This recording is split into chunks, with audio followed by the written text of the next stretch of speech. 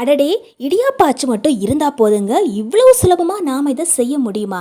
இடியாப்பாச்சில் நம்ம எப்போவுமே இடியாப்பம் தான் பிழிஞ்சு கஷ்டப்படுவோம். ஆனால் இடியாப்பாச்சில் பிழிஞ்சு கூட கஷ்டப்பட தேவையில்லை. இந்த மாதிரி மாவு மட்டும் எடுத்து ஊற்றினா போதும், அவ்வளோ சுலபமாக நாம் இதை செஞ்சு முடிச்சிடலாம்.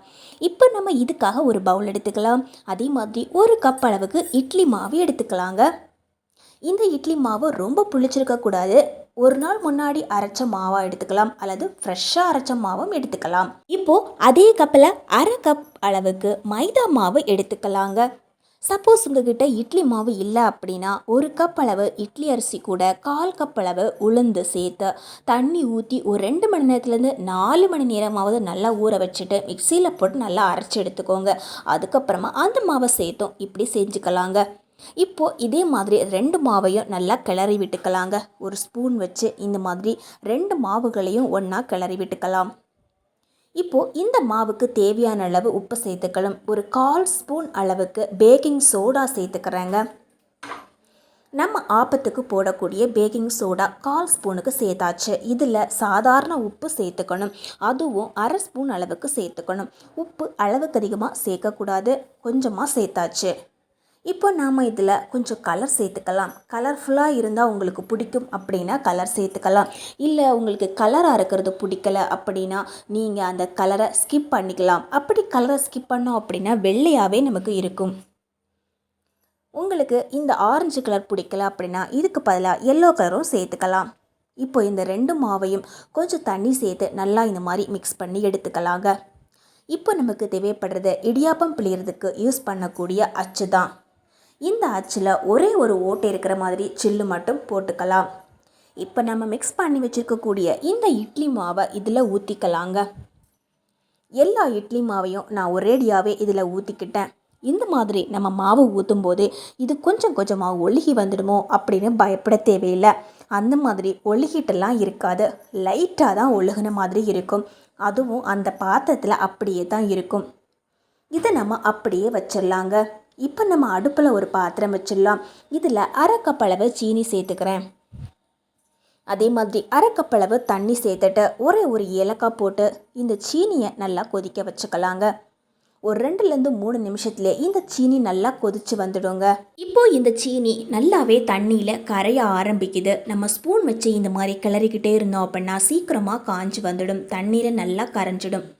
தண்ணியில் கரைஞ்சதுக்கப்புறமா நம்ம கை வச்சு லைட்டாக செக் பண்ணோம் அப்படின்னா ஒரு மைல்டான ஒட்டுதல் தன்மை இருக்கணும்.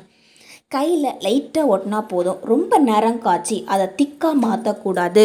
இந்த மாதிரி லைட்டாக ஒட்டினாவே நம்ம அடுப்பை ஆஃப் பண்ணி அப்படியே வச்சிடலாங்க. இப்போ நம்ம அடுப்பில் கொஞ்சம் எண்ணெய் காய வச்சிடலாம். இந்த எண்ணெய் நல்லா காஞ்சிருக்கா அப்படின்னு செக் பண்ணுறதுக்காக நான் கொஞ்சம் மாவு போட்டு பார்க்குறேன்.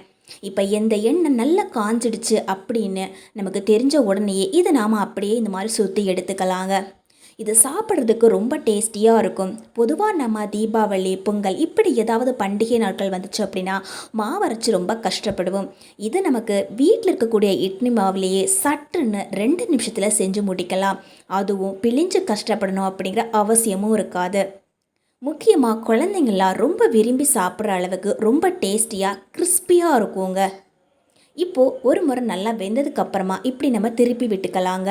உங்களுக்கு எந்த ஷேப்பில் வேணுமோ அந்த ஷேப்பில் இந்த மாதிரி சுற்றி எடுத்தால் போதும். உங்ககிட்ட இடியாப்ப அச்சு இல்லை அப்படின்னா அதுக்கும் கவலைப்பட தேவையில்லை. நீங்கள் பால் பாக்கெட் வாங்குவீங்க அப்படின்னா அந்த பால் பாக்கெட் எடுத்து அதில் இந்த மாவு மொத்தமாக ஊற்றிட்டு ஒரு ஓரத்தில் சின்னதாக கட்டு கொடுத்து அதை அப்படியே கூட எடுத்து யூஸ் பண்ணிக்கலாங்க. இடியாப்பாச்சு இருந்துன்னா இப்படியும் எடுத்து யூஸ் பண்ணிக்கலாம்.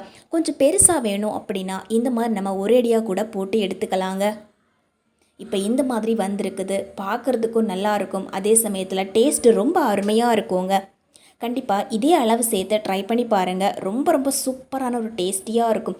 ஏற்கனவே நம்ம காய்ச்சி வச்சுருக்கக்கூடிய அந்த சீனியில் கொஞ்சமாக எலுமிச்சை பழச்சாறு பிழிஞ்சு ஊற்றிக்கலாம். கொஞ்சம் சேர்த்துக்கணும். ஒரு 1/4 ஸ்பூன் அளவுக்கு எலுமிச்சை பழச்சாறு சேர்த்து மிக்ஸ் பண்ணி விட்டுக்கலாம்.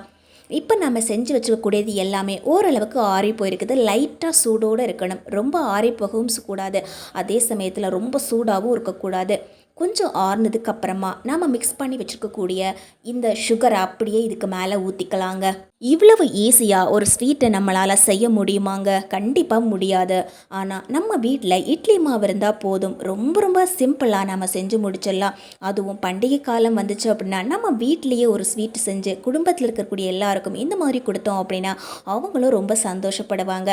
வீடியோ பிடிச்சா கண்டிப்பாக லைக் பண்ணி ஷேர் பண்ணுங்கள் ஃப்ரெண்ட்ஸ். அதே மாதிரி கண்டிப்பாக ட்ரை பண்ணிவிட்டு உங்களுக்கு எப்படி வந்துச்சு அப்படின்னு சொல்லிட்டு கமெண்ட்டில் ஷேர் பண்ணுங்கள்.